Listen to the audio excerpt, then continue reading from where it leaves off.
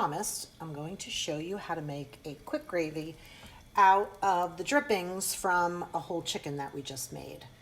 And I have everything that was in the bottom of the pan that the chicken cooked with inside my strainer here. And this is just a fat separator, but I'm gonna push down on everything because I really want the garlic and the onions and even the lemon to really release any amount of liquid that it has left right down into this stock down here.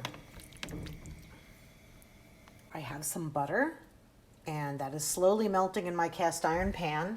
And I put on a pair of kitchen gloves, and I'm just literally pushing the onions, the garlic, all the flavor from the lemon and the rosemary through this strainer so it gets inside all of that beautiful broth to make this gravy. Normally, I would make a roux. I would pour some flour in here and I would make a roux, but my daughter is having dinner with us tonight and she is gluten intolerant. So instead of making a roux, I'm going to make a slurry. So you're probably asking yourself, what's a slurry?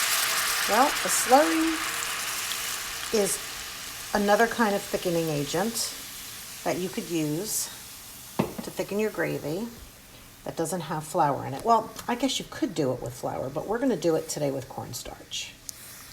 So I have poured all of the drippings into the pan. I want them to reduce just a little bit. And as they come to the simmer, I'm going to get my slurry together. Okay, so I have about a half cup of milk and a little bit more than a tablespoon of cornstarch. And I'm going to mix it very well. And this is cold milk.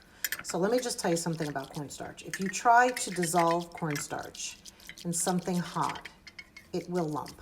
It will leave terrible lumps all over whatever you're trying to make, and it will never dissolve. And the reason is because the second the cornstarch hits something hot like this, it's going to immediately thicken. So I don't want this boiling too hard. I want to really turn it down as low as I possibly can.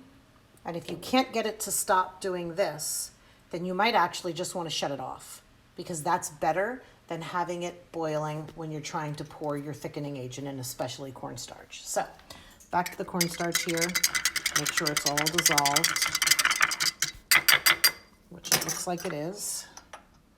And now we're going to come back over here, and I'm going to get my whisk ready, because the second I pour this cornstarch in there, I have to start whisking. And I'm going to pour it in a little bit at a time because I don't want to add too much.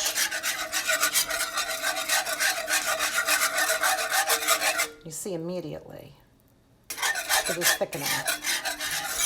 So I think this is perfect. And I'm going to shut the gas off, because if I continue to let this cook, it's going to get thicker and thicker and thicker, and you don't want that.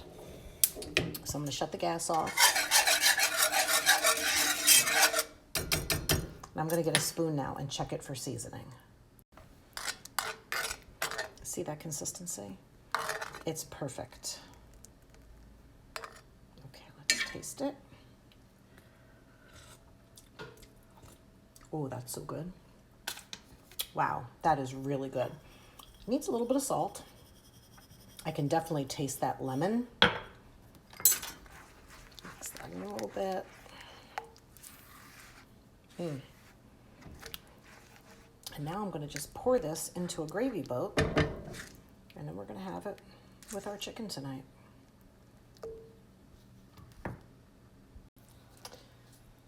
So I turned my gas back on, and as I started to cook this, it got a little bit thicker than I wanted. So I just add a little bit of chicken stock to it. Now, if you don't have any chicken stock, you can add a little bit of water. And this is why I was saying when you add the slurry with the cornstarch, just add it a little bit at a time, because a little bit goes a long way with cornstarch when it comes to thickening. And then just for a little depth of flavor, I added a teaspoon of Dijon mustard, a little bit of fresh cracked black pepper, and a little bit of salt to taste. And let me just tell you, this is going to be amazing tonight over chicken.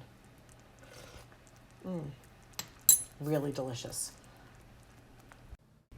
And there you go.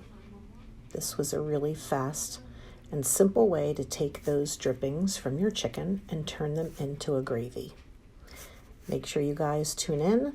Hit the subscribe button so that you never miss an episode. Leave us a comment below. Let us know what you'd like to see next, and make sure you come back and visit us again, because there's always something good cooking in Aunt Susie's kitchen. Ciao for now.